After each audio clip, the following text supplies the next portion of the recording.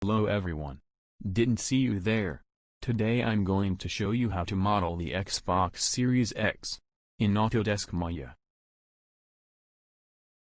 Follow my instructions carefully.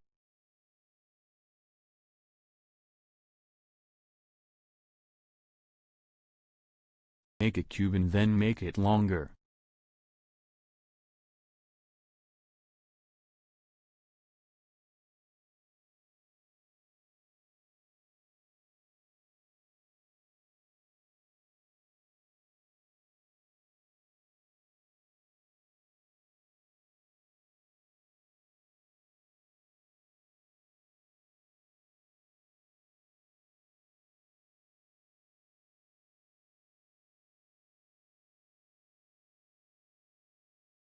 Alright, that's it for today.